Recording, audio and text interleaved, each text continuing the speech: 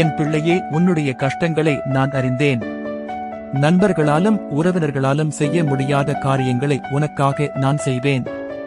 உன்னை வால் ஆக்காமல் தலை ஆக்கினேன். நான் ஒரு பொழுதும் உன்னை கைவிட மாட்டேன். எரேமியா 32:17 சொன்னபடி என்னால் செய்யக்கூடாத காரியம் ஒன்றுமில்லை. உனக்காக நான் அதிசயங்களை செய்து இருக்கிறேன். சீக்கிரம் நீ அதை காண்பாய். என்னை நீ நம்புகிறாய் என்றால் உன் விண்ணப்பத்தை கமெண்டில் பகிர்ந்து கொள். நான் உனக்காக அதை செய்து முடிப்பேன். ஆமென். என் பிள்ளைகளை, உன்னிடம் பேச விரும்புகிறேன். உன் கஷ்டங்களை நான் அறிந்தேன். உன் துயரங்களை நான் கண்டேன். இந்த வேளையிலும் என்னை விசுவாசித்துக் கொண்டிருக்கிற உன்னை ஒரு பொழுதும் கைவிட மாட்டேன். நீதிமொழிகள் 23:18 சொன்னபடி நிச்சயமாகவே முடிவு உண்டு. உன் நம்பிக்கை வீண் போகாது.